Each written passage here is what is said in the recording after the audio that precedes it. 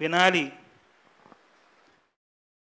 ఏంటండి వినాలి గురించి మీరు చెప్పాలి, అది మేము మళ్ళీ వినాలా అని మీరు అనుకుంటూ ఉండొచ్చు. వినడం కూడా ఒక విషయమేనా? చెవులున్నాయిగా, బాగానే వినిపిస్తున్నాయి మాకు, మళ్ళీ మీరు వినాలి అని చెప్పాలని అక్కర్లేదు. ఎందుకు వినాలి అన్న విషయం చెప్తున్నానంటే, బైబిల్లో చాలా విషయాలు ఉన్నాయి. ఆ విషయాలు చెప్తేనే మీరు వినాలి. ఇంకా మామూలుగా ఒక 2 ఎగ్జాంపుల్స్ చూద్దాం. నిజ జీవితంలో ఫర్ ఎగ్జాంపుల్ మీరు వ్యాపారం చేస్తున్నారు అనుకోండి. ఫర్ ఎగ్జాంపుల్ ఎలాగంటే మా డాడీ లాగా అరటిపళ్ళు వ్యాపారం చేస్తున్నారు అనుకోండి. ఇప్పుడు మీకు వ్యాపారం జరగాలంటే వినాలి. మీరు మైక్ కట్టి చెప్తే అవతల వాళ్ళు విని బాబు అరటిపళ్ళు వస్తున్నాయి కొనుక్కోవాలని చెప్పి బయటికి రావాలి. వింటేనే పని జరుగుతుందా? జరుగుతుంది కదా. అలాగే రైతుల దగ్గరికి వద్దాం. వ్యవసాయం చేస్తున్నారు. అక్కడ ఎలా ఉండడం ఉపయోగం అండి అంటే కోత కోయిపిస్తున్నారు. కోత కోయిపిస్తున్నప్పుడు అక్కడ చేసేవాళ్ళు నెమ్మదిగా చేస్తున్నారు అనుకోండి, బాగా స్లోగా చేస్తున్నారు అనుకో, బాబు విను, కొంచెం గొమ్మిది అవగొట్టు, కొంచెం గొమ్మిది కొయ్యి, నింపాదిగా ఇంటికాడ ఏదో వంట వండుకుంటున్నట్టు కొయ్యకు, నీట్గా కొయ్యి, ఫాస్ట్గా కొయ్యి అని చెప్తారు. ఇంకా ఏం చెప్తారు? ట్రాక్టర్ దున్నుతారు. దున్నేటప్పుడు వాళ్ళ పాటలు పెట్టుకుంటూనే చెయ్యాలి. వాళ్ళకి అలాగే పని అవుతుంది, లేకపోతే బోర్ కొట్టేస్తుంది. అలాగే ఇంకా మంచి ఎగ్జాంపుల్ చెప్పమంటారా? ఈ మధ్య కంప్లైంట్స్ ఎక్కువైపోయినాయి సంఘంలో. ఏంటంటే చూడండి, మా పిల్లలు మా మాట వింటలేదు, అంత మాట రోడ్లు అంటే తిరిగేస్తున్నారు, మేము చెప్తే కుదురుగా కూర్చుంటలేదు ఒక చోట. పూర్వం చెప్పేవాళ్ళు, మా జనరేషన్ టైంలో వినాలంటే వెళ్ళి అక్కడ కుక్కుని పేరులో కూర్చొని 2 చేతులు కట్టుకొని మూతి మీద వేసుకుని కూర్చొని వాక్యం వినేవాళ్ళు. ఇప్పుడు చెప్దామా అంటే కుదరదు, ఇటు అటు తిరుగుతూనే ఉండాలి. అదిగో మావాడే తిరిగేస్తున్నారు అక్కడ. చూసారా? ఇంకా ఇంపార్టెంట్ విషయం తెలుసా? ఒకవేళ మనిషి జీవితంలో వినడం లేకపోతే మనిషి నేర్చుకోవాలంటే చాలా కష్టం. మనిషి జీవితంలో వినడం లేకపోతే మాట్లాడలేడు. మీరు ఎప్పుడైనా చూడండి, పుట్టి చెవిటి వాళ్ళు ఉంటారు, వాళ్ళకి మాట్లాడడం కూడా రాదు. ఎందుకంటే వాళ్ళు మాట్లాడాలంటే ముందర అది ఎలా పలుకుతుందో తెలియాలి. ఒక పదం అన్న పదం పలకాలంటే మనం పదం అని పలుకుతున్నప్పుడు అది సౌండ్ వస్తుంది చూసారా? అది వినగలిగితేనే ఏమవుతుంది, అది పదం అని పలకాలని వాళ్ళకి తెలుస్తుంది. అర్థమైందా? ఇప్పుడు ఎంత ఇంపార్టెన్స్ ఉంది వినడానికి మనిషి జీవితంలో. వినకపోతే ఏమవుతుంది? తల్లిదండ్రులు తిడతారు, నా మాట వింటలేదు, వీడు చేయి ఆడిపోయాడు, చెట్టు అయిపోయాడు, ఇప్పుడు నేను అంచలేకపోతున్నాను, ఈ మాటలు వస్తే. పనిచేసే దగ్గర వినట్లేదు అనుకోండి, ఏమంటారు? వీడికి బుద్ధి లేదు, బుద్ధిని కూడా కలుపుతారు. ఏమని? వీడికి బుర్ర సరిగ్గా పనిచేయదు, నేను ఏది చెబితే అది చేయట్లేదు, నా మాట వింటలేదు. ఇప్పుడు వినడం అనేది ఇంత ముఖ్యమైనది మనం తెలుసుకున్నాం. అసలు ఏం వినాలని ఆలోచిస్తే అపోస్తలుల కార్యములు 2వ అధ్యాయము 23, 24 వచనాలు. దేవుడు నిశ్చయించిన సంకల్పమును ఆయన భవిష్యత్ జ్ఞానమును అనుసరించి అప్పగింపబడిన ఈయనను మీరు దుష్టుల చేత సిలువ వేయించి చంపించితిరి. మరణము ఆయనను బంధించి ఉంచుట అసాధ్యం గనుక దేవుడు మరణ వేదనలు తొలగించి ఆయనను లేపెను. ఇది సింపుల్గా చెప్పాలంటే సువార్త. ఆయన మరణ సమాధి పునరుద్ధానం గురించి తెలుసుకోవడమే సువార్త. సువార్త అంటే మంచి వార్త. ఇప్పుడు పేతురు గారు చెప్తున్నారు, ఇప్పుడు మీరు అది అపోస్తుల కార్యం 2వ అధ్యాయం స్టార్టింగ్ నుంచి చూసినట్టయితే కొంచెం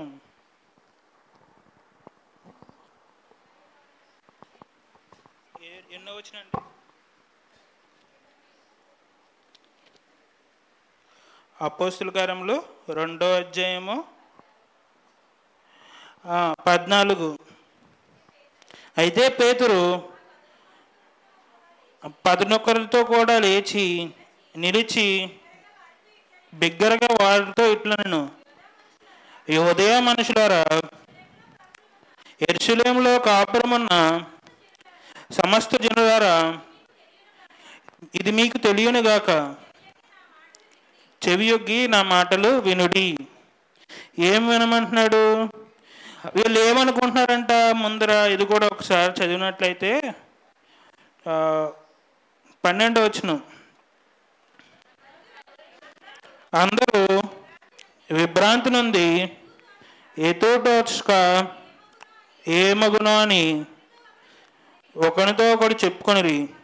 కొందరైతే వీరు క్రొత్త మద్యముతో నిండి ఉన్నారని అపహాస్యం చేస్తున్నారంట.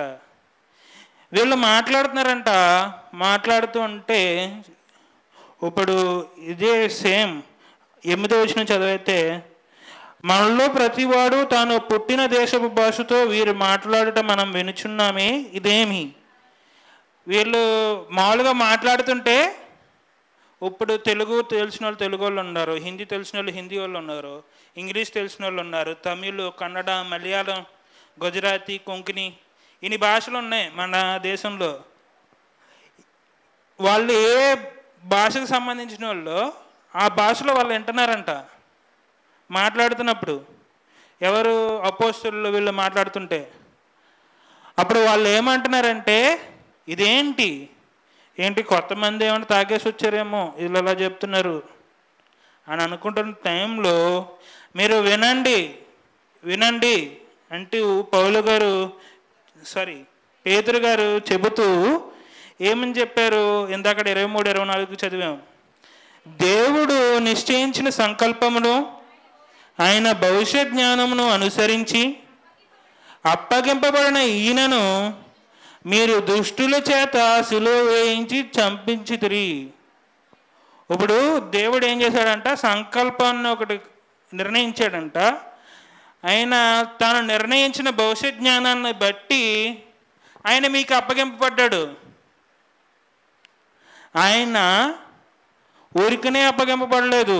దేవుడు సంకల్పం ప్రకారం ఆయన మన కోసం చనిపోవాల్సి వస్తే ఆయన రక్తము మనకు పాపక్షమాపణ కొరకు ఇవ్వబడవలసి ఉంటే ఆయన మీకు లొంగారు. మీరేం చేశారు? సిలువ వేసి చంపించితిరి. సిలువ వేశారు. దేవుడు పంపించిన ఆయన్ని సిలువ వేశారు. మరణము ఆయన బంధించి ఉంచుట అసాధ్యము కనుక దేవుడు ఏం చేశాడు? మరణ వేదలు తొలగించి ఆయన తిరిగి లేపాడు. మీరు సిలువ వేశారు కదా కొన్ని రోజుల క్రితం, 50 రోజుల క్రితం. ఆ యేసుక్రీస్తును దేవుడు మళ్ళీ లేపాడు. దేవుడు నిర్ణయించిన సంకల్పం ఇది. ఇప్పుడు ఇశ్రాయేలులకి ఏంటంటే, వాళ్ళకున్న నమ్మకం ఏంటంటే, మ్రాను మీద వేలాడిని నిషిద్ధం, హేయం. వాళ్ళు ఏమనుకుంటున్నారు? యేసుక్రీస్తు వారిని అత్యంత హేయంగా చంపేశాం మేము, యేసుక్రీస్తు వారిని అత్యంత దారుణంగా చంపేశాం మేము అనుకుంటున్నారు. అపోస్తులు వీళ్ళు ఏం చెప్తున్నారంటే, మీరు అత్యంత దారుణంగా అత్యంత హేయంగా చంపేశారనుకున్న యేసుక్రీస్తు వారిని దేవుడు నిర్ణయించాడు. దేవుడు నిర్ణయించిన మనిషిని మీరు చంపేశారు. మీరు ఎంత తప్పు చేశారు వినండి. మీరు చేసిన తప్పది. ఎంత తప్పు చేశారు మీరు? ఆయన అయినా కానీ మన పాపాల కోసం చనిపోయాడు. మీరు మారు మనసు పొందండి, మీరు రక్షణ పొందండి అని చెప్తున్నాడు వాళ్ళకి. మనకేం చెప్తున్నాడు మరి? మనకేం చెప్తున్నాడు? మనం అపరాధముల చేత పాపముల చేత చనిపోయిన వారమైతే క్రీస్తుతో కూడా మనం బతికించాడంట. మన పాపాల కోసం యేసుక్రీస్తు వారు చనిపోయారు. మీరు చేశారు. ఫర్ ఎగ్జాంపుల్, మీరే అనుకోకుండా, పోనీ మీ అబ్బాయే అనుకోకుండా బండి మీద వెళ్తే ఎవరిని గుద్దేశాడు అనుకోండి. అవతల వ్యక్తి చనిపోయారు. చనిపోయి వస్తే మీ దగ్గర పంచాయతీ పెట్టడానికి పంచాయతీ దగ్గర పిలిచారు. మీరు ఏమంటారు? అక్కడ అబ్బాయి చనిపోయాడండి, మీ అబ్బాయి వల్ల ఏం చేస్తారో చెయ్యండి అన్నప్పుడు మీరు ఏమైనా చూడండి, ఏమైనా నష్టపరిహారం ఇద్దాం, ఇంక మనం ఏం చేయలేము, తప్పు అయిపోయింది, మా అబ్బాయిదే తప్పు అని పెద్దల ముందు ఒప్పుకుంటారు. ఇప్పుడు అక్కడ వాళ్ళు చంపేస్తాం, వాడికి చనిపోయాడు కాబట్టి నువ్వు చెల్లుకి చెల్లి అయిందంటే మీరు ఒప్పుకుంటారా? వాడు చనిపోయేలా గుద్దేశాడు కాబట్టి మిమ్మల్ని చాగొట్టు వదిలేస్తాం అంటే మీరు ఒప్పుకుంటారా? వెంటనే పోలీసులు వచ్చేస్తారు, పోలీస్ కంప్లైంట్ అయిపోద్ది, పోలీస్ ప్రొటెక్షన్ కావాలి. ఏంటి? మీరు చేసిన తప్పుకి పోలీస్ ప్రొటెక్షన్ కావాలి. మీ ప్రాణం మీదకి వస్తుందంటే, మిమ్మల్ని ఒక దెబ్బ కొడతారంటేనే నిన్ను వదలను, ఊరికినే వదలను, తప్పు మావైపోయింది కాబట్టి వెళ్ళిపోతున్నాను సైలెంట్గా, లేకపోతే మీ మొక్కలనే వదలను అన్న విషయంగా మాట్లాడతారే. ఇప్పుడు యేసుక్రీస్తు వారిది తప్పు లేదు అక్కడ. యేసుక్రీస్తు వారికి తప్పే తెలియదు, ఆయన పాపం చేయలేదంట.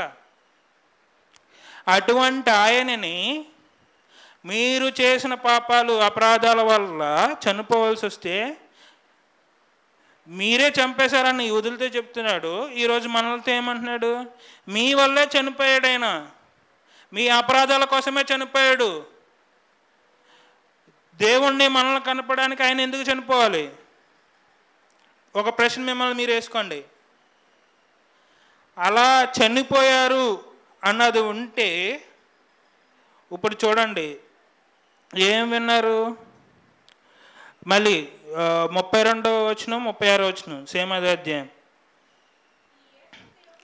ఈ యేసును దేవుడు లేపెను, దీనికి మేమందరము సాక్షులము. ఏం చేశారంట? అపోస్తులు సాక్ష్యం ఇస్తున్నారు. ఈ యేసునే దేవుడు లేపాడు. ఎవరు? మీరు చంపేశారు. అత్యంత హేయంగా చంపేసిన యేసుక్రీస్తు వారిని దేవుడు లేపాడు. దీనికి మేమంతా సాక్ష్యం. ఆ సాక్ష్యం కోసం మమ్మల్ని చంపేస్తారా? చంపేయండి. అలా నిలబడ్డారు వాళ్ళు. మీరు సిలువ వేసిన ఈ యేసునే దేవుడు ప్రభువుగాను క్రీస్తుగాను నియమించెను. ఇది ఇశ్రాయేలు వంశమంతి రూఢిగా తెలుసుకునే వాళ్ళని చెప్పారు. అక్కడ ఆ సందర్భానికి వెళ్ళిపోదాం. అక్కడ ఇశ్రాయేలీలు యూదులు అక్కడ ఉన్న వాళ్ళందరూ వింటున్నారు. వాళ్ళ మీద ఒక ఆరోపణ ఏంటంటే, మీరు నిర్దోషిని సిలువ వేశారు, మీరు తప్పు చేశారు, ఆయన పేరే యేసుక్రీస్తు, మేమే దానికి సాక్ష్యం అని చెప్తున్నారు. ఎవరు? అపోస్తులు. అప్పుడు చెప్తున్నప్పుడు వాళ్ళ స్పందన ఏంటి? ఇప్పుడు ఫర్ ఎగ్జాంపుల్ మీకు ఒక వాటర్ బాటిల్ తీసుకురా బాబు అని చెప్తే మీ ప్రతిస్పందన ఏంటి? అయితే తీసుకొచ్చి బాబు ఇదిగో తీసుకో, వాటర్ బాటిల్ అడిగారు కదా అనేది ఒక స్పందన. ఇంకొక ప్రతిస్పందన ఏంటి? మేము చెయ్యము, నాకు ఖాళీ లేదు, నువ్వే వెళ్ళి తెచ్చుకో అని చెప్పడం ప్రతిస్పందన. ఇక్కడ వాళ్ళకున్న ప్రతిస్పందన ఏంటో తెలుసా? నొచ్చుకున్నారంట, బాధపడ్డారంట. ఏమని బాధపడ్డారు?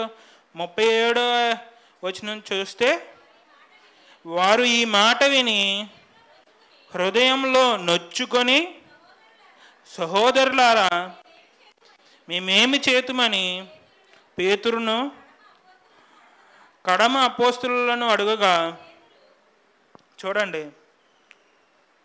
వాళ్ళకి సువార్త విన్న వాళ్ళకి వచ్చిన మొదటి ఆలోచన ఏంటి? పశ్చాత్తాపం. వాళ్ళు పూర్వం చేసిన పనుల గురించి పశ్చాత్తాపడ్డారు. ఇశ్రాయేలీయులు దేని గురించి పశ్చాత్తాపడ్డారు? మేమే యేసుక్రీస్తుని మా స్వహస్తాలతో చంపాం, మా పాపాల కోసం ఆయన చనిపోయాడు అన్నది వాళ్ళు పశ్చాత్తాపడ్డారు. మనం ఏం పశ్చాత్తాపడాలి? ఇంకా రక్షణ పొందిన వారైతే, బాప్తిసం పొందిన వాళ్ళైతే ఏం చేయాలి? నా కోసం ఒక వ్యక్తి చనిపోయారు, ఒక వ్యక్తి మరణించాడు. నేను పుట్టకముందే, మా ముత్తాతలు పుట్టకముందే నా పాపాల కోసం ఒక ఆయన చనిపోయాడు 2000 సంవత్సరాల క్రితం. ఆయన యేసుక్రీస్తు. నేను ఇప్పుడు దాకా చేశాను పాపాలు, నా పాపాలని నేను ఒప్పుకుంటా. నేను పాపం చేసినందుకు నేను పాపాత్ముణ్ణి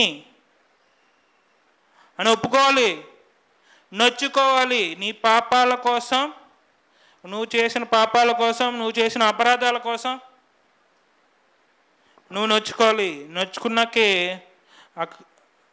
అక్కడ చూడండి, పశ్చాత్తాపం సువార్త విన్న వారికి వచ్చింది. వాళ్ళు చేసిన క్రియలు అలా కనపడ్డాయంట.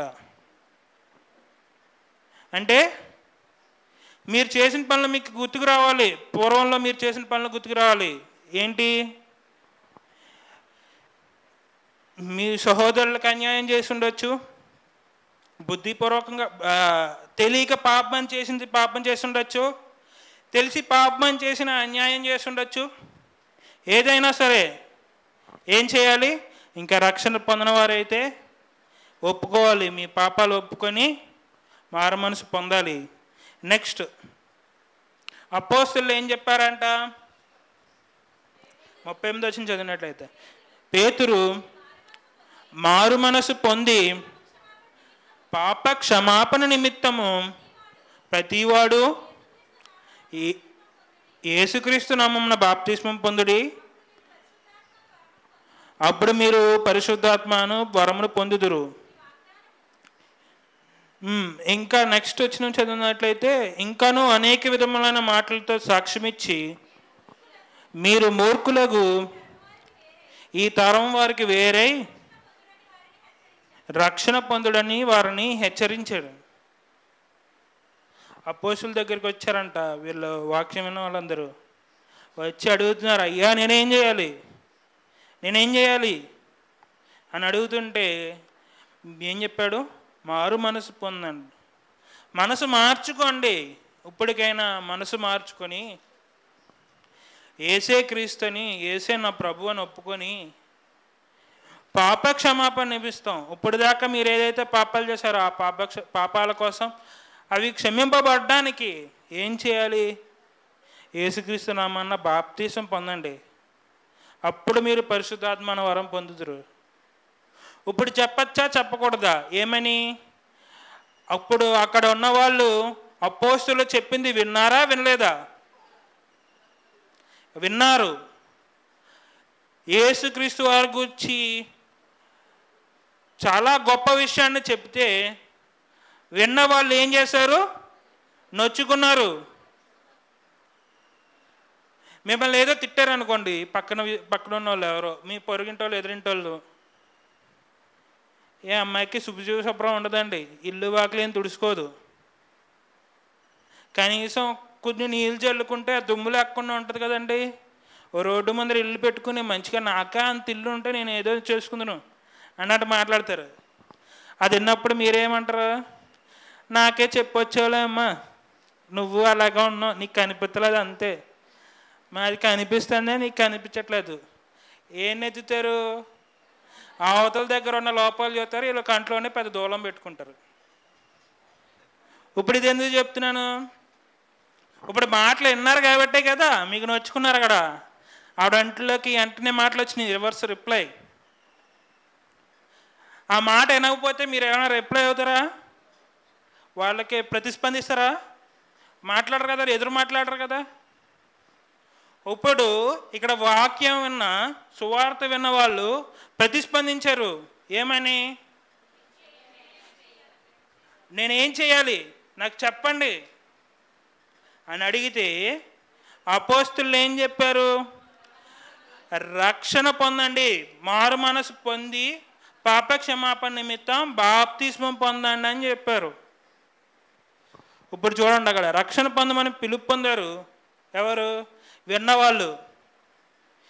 వాళ్ళు ఏం చేశారు? మారు మనసు పొంది పాప క్షమాపణ కోసం రక్షణ పొందాలి అనే ఒక కార్యం వాళ్ళ ముందర ఉంది, వాళ్ళు చేయాలి. ఇప్పుడు వాళ్ళు చేసిన పని మీకు అర్థమైందా? విన్నవాళ్ళు ప్రతిస్పందన ఒకలా ఉంటుంది, ప్రతిచర్య ఒకలాగా ఉంటుంది.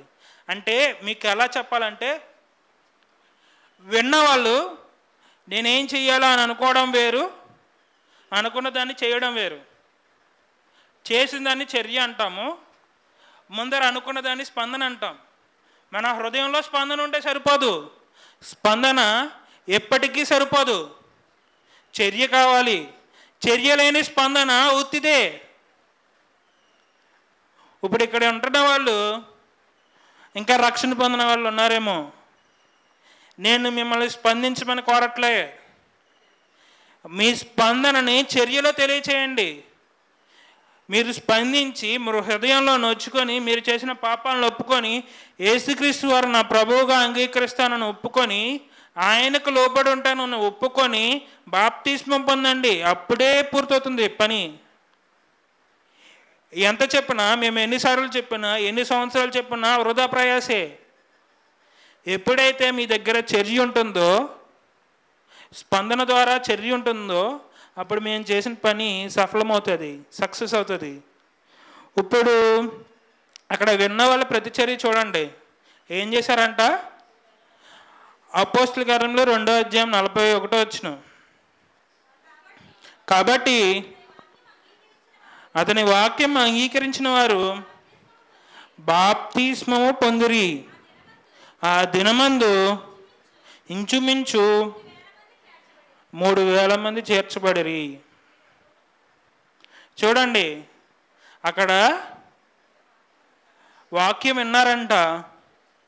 ఏది? పెద్ద సెంటర్, యెరూషలేము అనేది పెద్ద సెంటర్.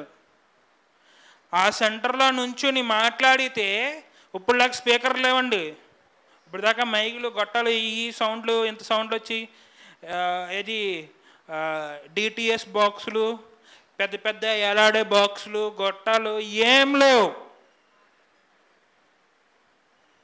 ఒక కొండ మీద నుంచి ఆయన చెప్తే కింద ఉన్న వాళ్ళు వినేవాళ్ళు. అలా విన్నవారు 3,000 మంది చేర్చబడ్డారంట. వాక్యం ప్రతిరోజు వింటున్నాం, మరి ప్రతి ఆదివారం వింటున్నాం. మరి ఇంకా రక్షణ పొందాళ్ళు ఎంతమంది చేర్చబడబడుతున్నారు ఆలోచించండి. సువార్థికులు ప్రతి ఆదివారం ప్రతి ఆదివారం సాయంత్రం మీటింగ్స్లో, ఇంటికాడ జరిగే కూడికల్లో అన్ని విధాలుగా చెప్తున్నారు. సౌండ్ బాక్సులు పెట్టి మరీ చెప్తున్నారు, స్పష్టంగా వినపడాలని అరిచి మరీ చెప్తున్నారు. సౌండ్ బాక్సులు సరిపోక. అయినా మన దగ్గర నుంచి చర్య ఏముంది? స్పందన ఏముంది? చర్య ఏముంది? ఇంకా బాప్తిస్మం పొందలేదా? ఆలోచించండి. మీ హృదయం స్పందిస్తుంది అంతే. ఇప్పుడు అనిపిస్తుంది ఒక 10 నిమిషాలు, ఆహా సువార్థికులు ఏం చెప్పారు, చాలా బాగుంది, నేను ఎప్పుడూ వినలేదు, నాకు చాలా ఉజ్జీవం అనిపించింది, నాకు లేచి నృత్యం వేయాలనిపించింది, అంత బాగా చెప్పారంటారు.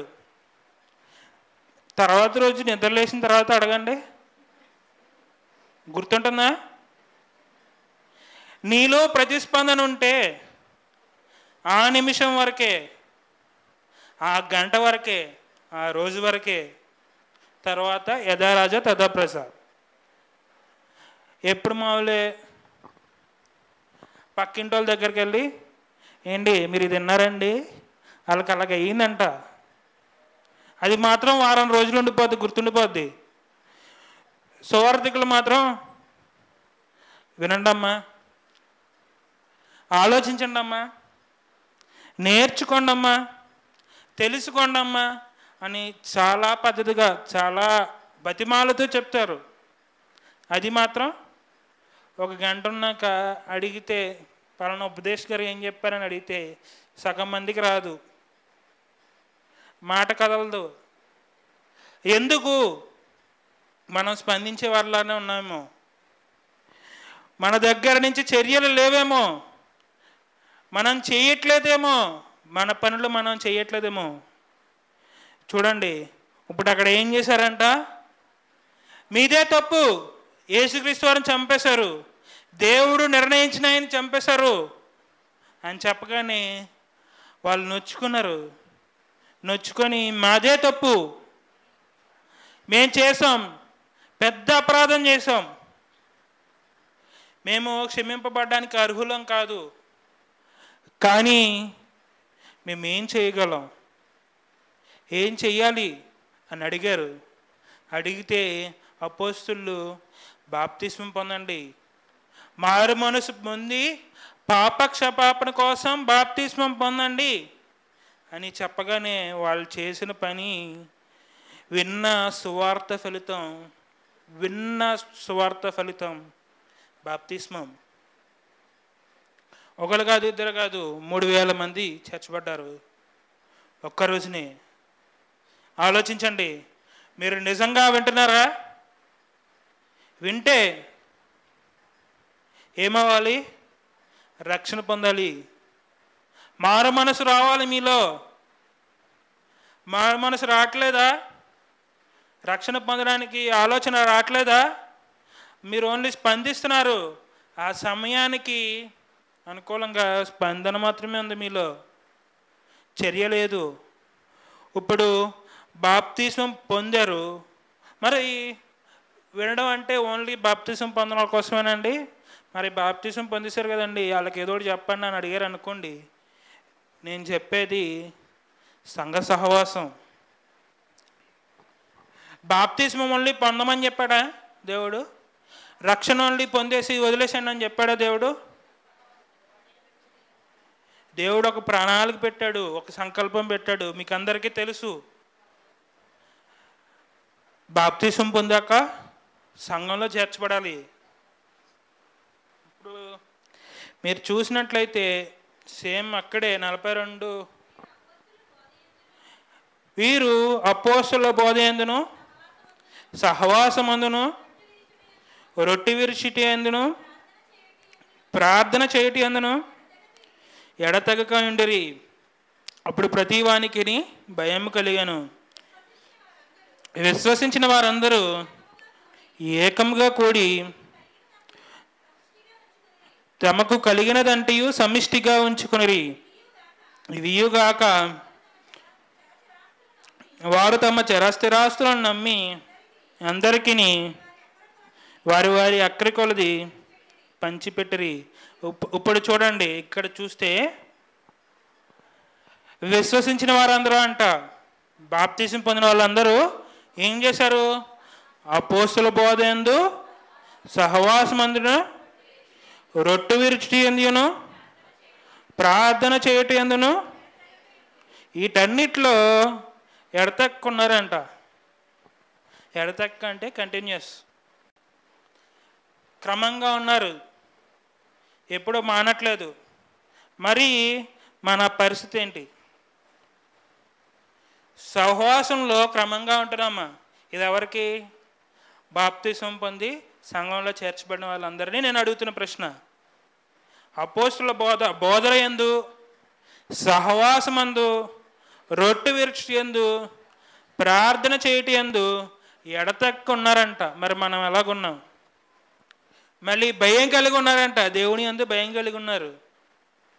మళ్ళీ సమిష్టిగా ఉంచుకున్నారంట, అంటే ఇది నీది, ఇది నాది కాదు, ఇది మనందరిది. అర్థమైందా మీకు?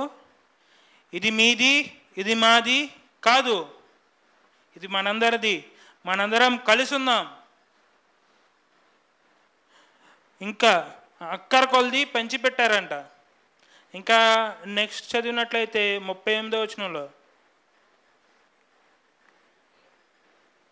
మరియు వారేక మనస్కులై ప్రతిదినము దేవాలయంలో తప్పక కూడుకొంచు ఇంటింటా రొట్టె విరుచుచు దేవుని స్తుతించుచు ప్రజలందరి వలన దయ పొందిన వారే ఆనందముతోనూ నిష్కపటమైన హృదయంతోనూ ఆహారం పుచ్చుకొనిచుండిరి. మరియు ప్రభువు రక్షణ పొందుచున్న వారిని అనుదినము వారితో చేర్చుచుండెను. ప్రతిరోజు చేరుతున్నారంట. ఏక మనుషులై ప్రతిదినము దేవాలయంలో తప్పగా కూడుకొంచు ఇంటింటా రొట్టె విరిచారు, దేవుణ్ణి స్తుతించారు, ప్రజలందరి వలన దయ పొందారు, ఆనందంతో నిష్కపటమైన హృదయంతో ఉన్నారంట. మరి మనం వాళ్ళు అలాగున్నప్పుడు ఏం చేస్తున్నాడు? ప్రభువు రక్షణ పొందుచున్న వారిని చేర్చుచున్నాడు. మరి మనం అలాగున్నాం. రక్షణ పొందిన వారంగా మనం ఎలా ఉన్నాం? ఆదివారం ఆరాధనకు వస్తున్నాము, కూర్చుంటున్నాము, నిద్రపోయేవారుగా ఉన్నామా? మెలకుగా ఉంటున్నామా? వాక్యం వింటున్నామా? వింటే ఇదంతా మన ఎట్లా జరగాలిగా. ఇక్కడ ఒక చోట ఒకలాగా ఉంటే అక్కడ ఒక చోట ఒకలాగా ఉంటున్నారు. ఏంటి? ఆలోచన విషయంలో, సంఘానికి చేయాల్సిన ఆలోచన విషయంలో ఏక మనసు కలిగి ఉంటున్నామా? ప్రతిదినము అంటే ప్రతిసారి కూడుకొంచున్నాం. మనం ఇంటింటా రొట్టె విరిచారంట, దేవుని స్తుతిస్తున్నారంట, ప్రజలందరి వలన దయ పొందారంట. ప్రజల్లో మనకేమైనా మంచి పేరుందా? ఇదంతా ఎవరు ఆలోచించాలి? రక్షణ పొందినవారు, సంఘంలో ఉంటున్న వాళ్ళు. ఇప్పుడు నా దగ్గర నుంచి కొన్ని ప్రశ్నలు మీరే ఆలోచించండి, మీ హృదయంలో ఆలోచించండి. వింటున్న మీకు కొన్ని ప్రశ్నలు. ఆరాధనకి ఎడతెక్క వస్తున్నారా? ప్రతి ఆదివారం ఇక్కడ పాటలు పెట్టి రండి రండి రండి రండి అంటే ఒక పెద్ద పాట పాడేదాకా రావట్లేదు. వస్తున్నారా? ఆరాధనకి ఎడతెక్కకుండా వస్తున్నారా? ప్రతి ఆదివారం మానకుండా వస్తున్నారా? రెండో ప్రశ్న, వాక్యాన్ని వింటున్నారా? వాక్యాన్ని వినేవారుగా మీరున్నారా? లేకపోతే అప్పటి వరకు స్పందించి తర్వాత ఇంటికి వెళ్ళిపోయి ముసలమ్మ ముచ్చట్లలోనూ మీ పనుల్లోని సొంత కార్యాల్లో నిమగ్నమైపోతున్నారా? ప్రతిరోజు బైబిల్ చదువుతున్నారా? మీకు ఇచ్చిన దాన్ని బట్టి వింటున్నారా? లేకపోతే ఏక మనసు కలిగి ఉంటున్నారా? మీలో మీరే గొడవ పడుతున్నారా?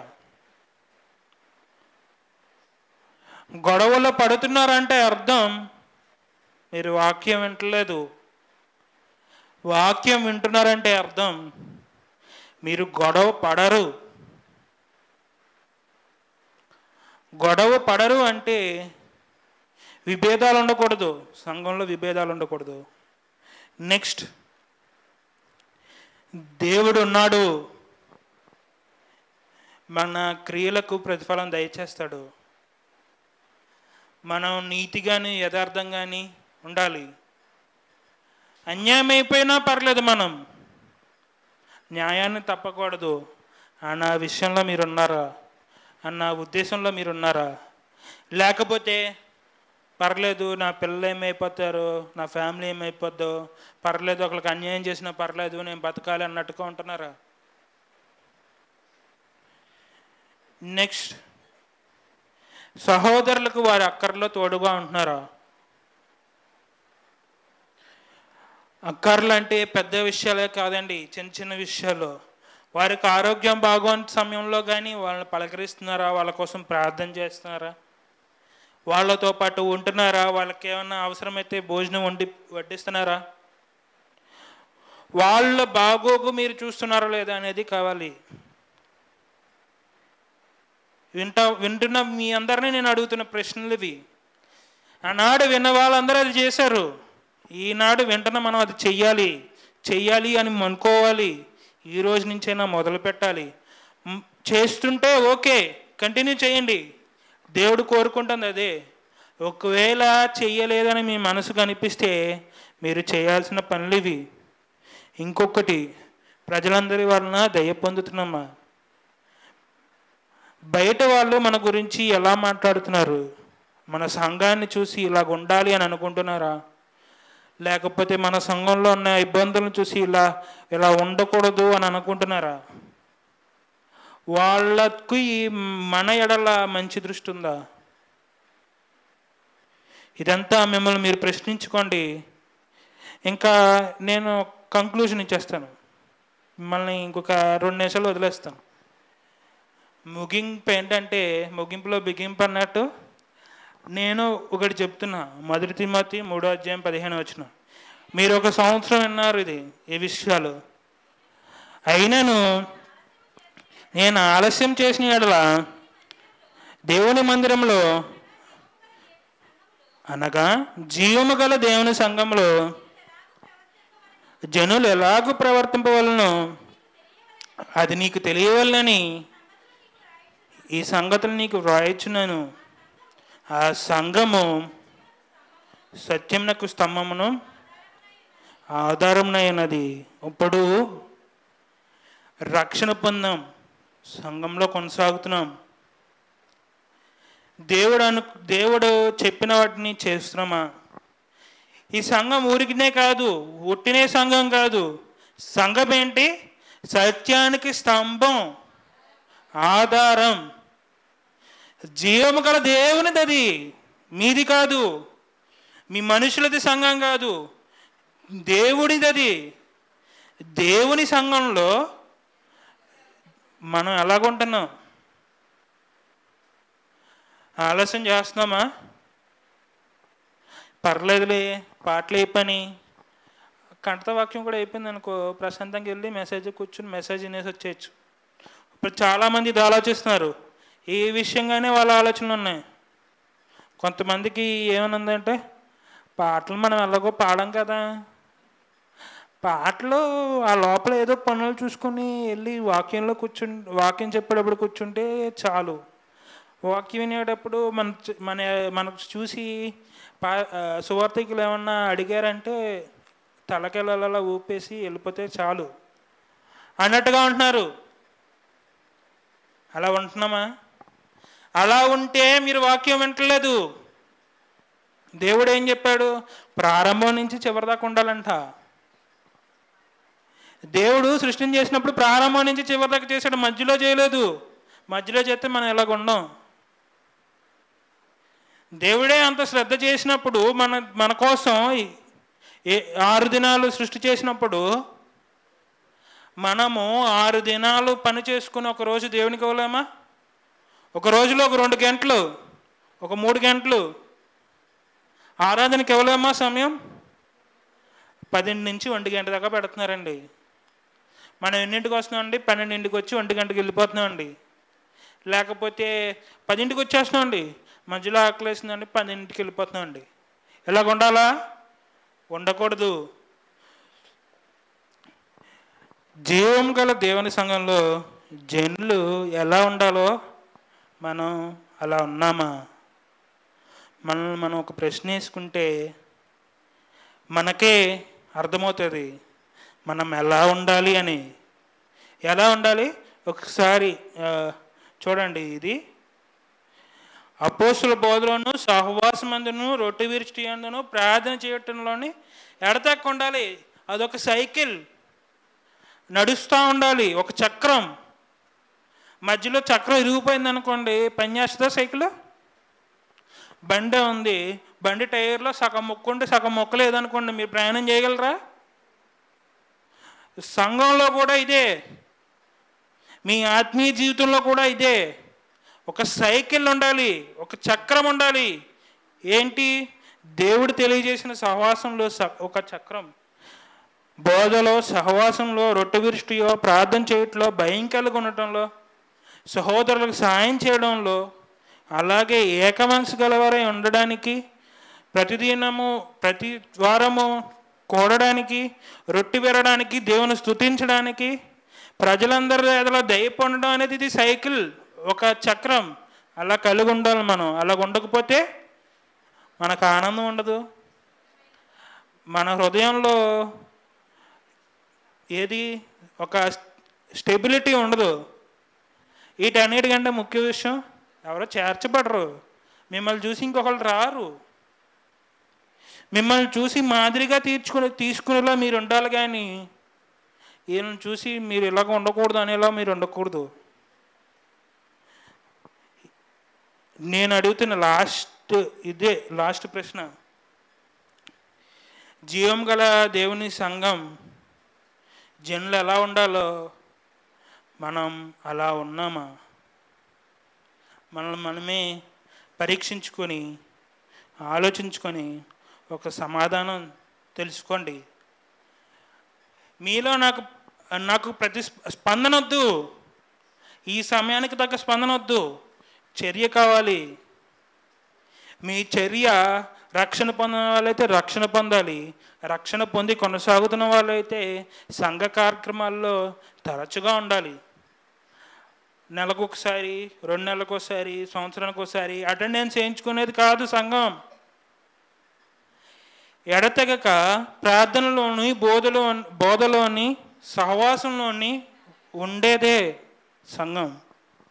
కాబట్టి మీరు అలా ఉంటారని ఆశిస్తూ